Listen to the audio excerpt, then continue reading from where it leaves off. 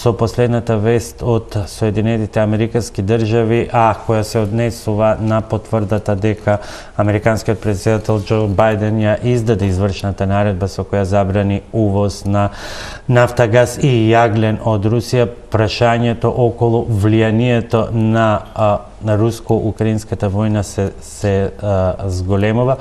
Колку може да се прогнозира било што во вака непредвидливи околности, господин Орце?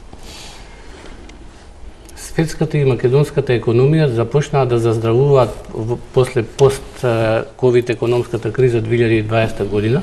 Ние во 2020 година Македонија имаше пат на бруто домашниот производ од 6,1%, додека 2021 година се очекува дека растот, се уште нема официјални информации, растот ќе биде некаде околу 4%. Но сега енергетската криза се заканува дека ќе има негативно влијание врз заздравувањето на економијата во светот, па и во Македонија. Енергетската криза, високите цени на енергенсите, а сега во овој момент се случува да сите типови на енергенси, и нафтата, и гасот, и електричната енергија имаат многу високи цени, и тоа е закана... Рекорди, светски рекорди, и тоа е закана за заздравувањето на економијата, како во Македонија, така и во светот. Така што информацијата што ја добивме сега пред не повеќе од половина час, дека Америка забранува увоз на енергенси од Русија, уште повеќе може да ја усложни таа ситуација и да доведе до уште поголеми цени на енергенсите, а високите цени на енергенсите водат кон зголемување на невработеноста, кон намалување на бруто домашниот производ, кон зголемување на стапката на инфлација. Имаат негативни ефекти по повеќе основи врз економијата и растот на економијата. Господин Симов, кои се оценките и проценките во однос прецена маржите на вашите членки? Нашите членки исто така имаат проблеми со ограничените маржи, како што спомна и господинот од Комората на Северозападна Македонија.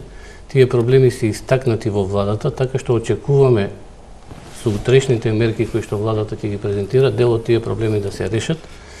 Еден од поголемите проблеми е тоа што ограничените маржи на производите кои што имаат помала вредност, не е доволно да се покријат трошоците околу производство и продажба на тие маржи, така што и нашите членки доставија дополнителни информации и побара дополнителни подобрувања на тие членки кои што очекуваме дека во идниот период ќе бидат решени. И меѓутоа сега и со енергетската криза, со зголемувањето на цените на енергенсите, ние како земја која што е зависна од увоз на енергија, ниту произведуваме нафта и газ, произведуваме одредени количини на електрична енергија, треба нашите насоки да бидат во правец да тоа што можеме системски да го направиме без да бараме дополнителни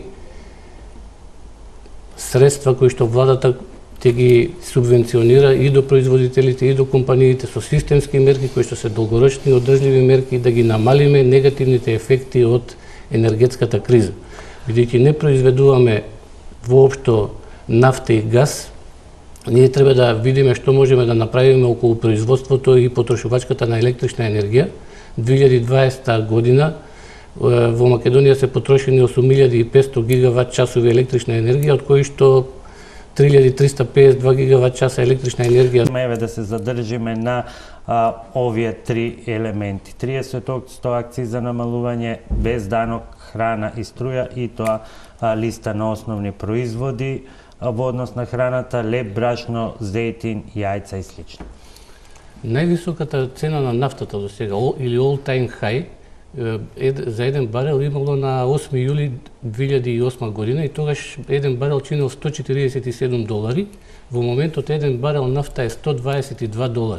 Врз база на таа цена околу $120 за барел нафта, регулаторна комисија од денес утврди нови цени на нафтените деривати, така што малопродажна цена на 1 литар нафта е 85,5 денари. Веќе само за колку за гледачите, веќе е изготвена одлуката, што излезе во службен вестник, се очекува тоа да биде утре.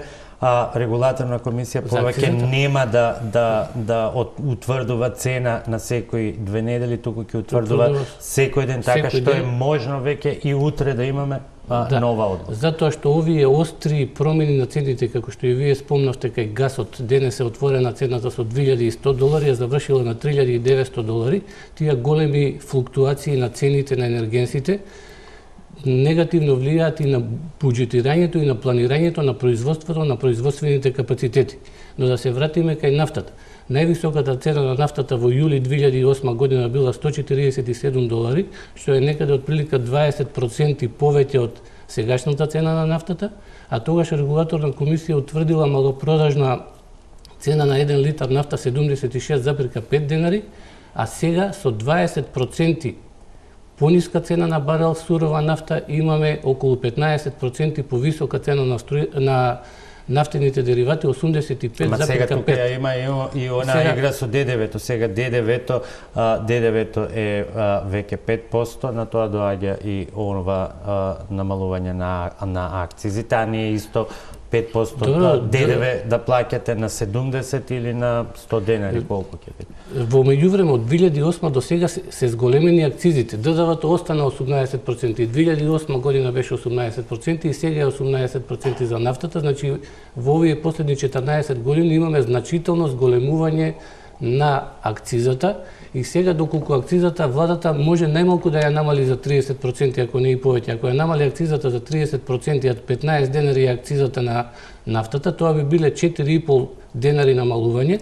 Ние ќе дојдеме би дошле на 15 денари, а кај бензинот би дошле со намалувањето да. Од 20 на 15 денари, тоа се 15,4 денари е сега, доколку биде 30%, значи, во моментот би било 10. Тоа го кажав, 15,4, ако го намалиме за 30%, тоа се 4,5 денари, ќе дојде на 11 денари акцизата, значи намалувањето е само 4 денари и цената на малопродажната цена на литар нафта од 85,5 ќе се намали на 4,5 денари, тоа е 81 денар. Пак е речиси 8% повисока од тоа што било 2008 година, иако тогаш цената на суровата нафта била 20% повисока од колку што е сега. Која е оценката на Сојузот на стопански комори?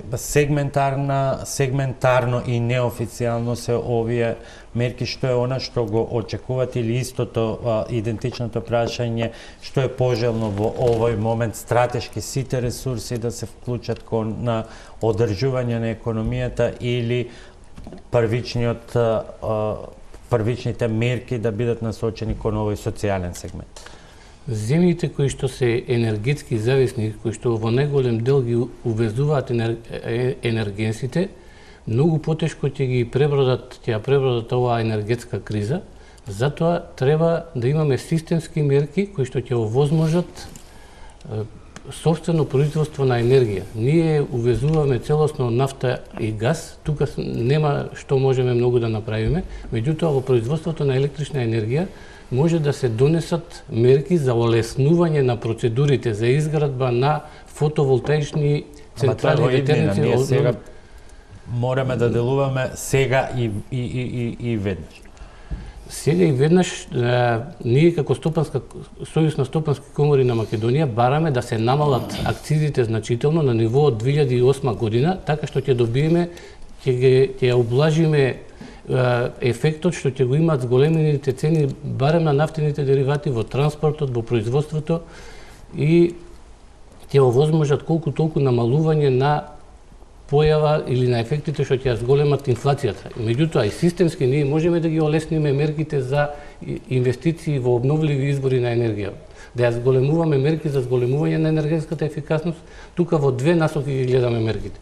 Прво, заштеда на електрична енергија и втората мерка е сопствено производство на електрична енергија. Сопствено производство на електрична енергија може да се донесат едноставни регулативи кои што ќе овозможат на македонските инвеститори да градат капацитети од обновливи извори на енергија, пред се фотоволтаици, и домаќинствата да можат да произведуваат на крововите од нивните објекти, да произведуваат електрична енергија која што ќе биде компензирана, односно продавана на снабдувачот со разлика дека сите мерки во овој момент се за преживување Затоа и што опстојување. ние нашиот дефицитот на надворешната трговска сметка многу се зголемува со зголемување на цените и на нафтата и на гасот и со зголемениот увоз на скапа електрична енергија. Ние 2020 година увезовме скоро 39,6% од електричната енергија која што потрошивме, а 2021 година се уште нема официјални податоци, меѓутоа тој процент на увоз е поголем и затоа ако имаме мерки за сопствено производство ќе можеме да ублажиме.